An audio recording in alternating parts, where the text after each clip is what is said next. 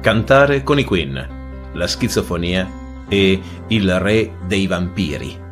Hai fatto anche tu un salto al cinema a vedere Bohemian Rhapsody e di ritorno a casa hai acceso lo stereo per riascoltare questa o quella canzone? Hai imitato il cantante Freddie Mercury o il chitarrista Brian May?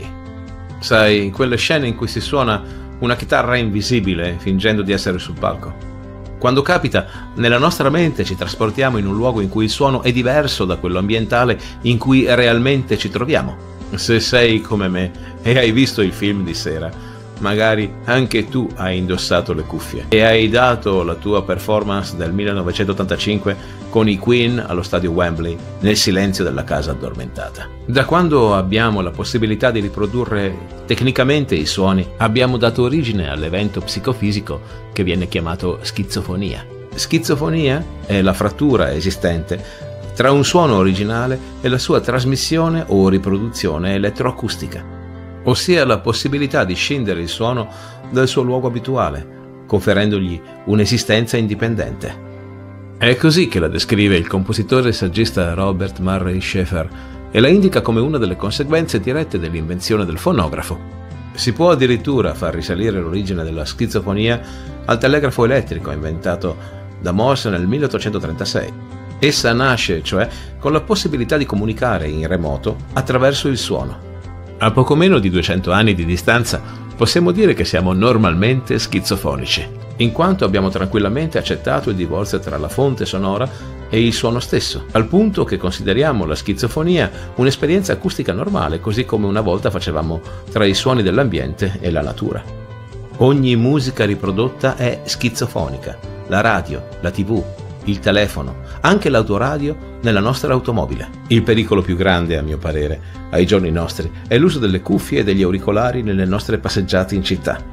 Camminare acusticamente separati dal paesaggio sonoro che scorre davanti ai nostri occhi richiede maggiore sforzo alla nostra mente, che deve elaborare due segnali distinti e contrapposti, quello che vediamo e quello che stiamo ascoltando. Questo significa che mentre camminiamo, la nostra vigilanza su quello che stiamo facendo dovrebbe essere più alta, in quanto dobbiamo elaborare informazioni che ci giungono solo visivamente dal mondo esterno. L'effetto della musica nelle orecchie può invece essere di distrazione, con un conseguente pericolo di distaccamento dalla realtà ambientale circostante. Poco di male ci può capitare in salotto. Non si può dire la stessa cosa nell'attraversare una strada. Ti lascio con una storia evocativa che si trova nel testo di Schafer e che trovo visivamente splendida. Alla fine dell'Ottocento, un certo conte rumeno visitò Parigi e lì conobbe e si innamorò perdutamente di una giovane cantante d'opera. La dama era abbastanza famosa e aveva registrato alcune arie operistiche. Per grande pena del conte, lei morì poco dopo e lui ritornò disperato al suo castello sulle montagne dei Carpazi con poche registrazioni della sua notevole voce come unico ricordo.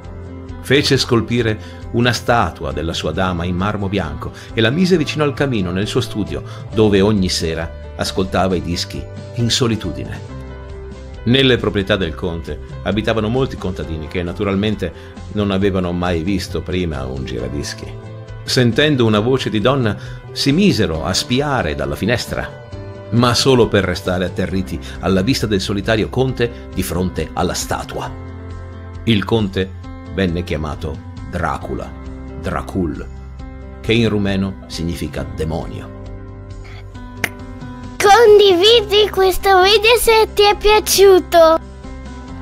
Considera la possibilità di iscriverti a questo canale, magari con un po' di ritardo, ma rispondo a tutti i commenti.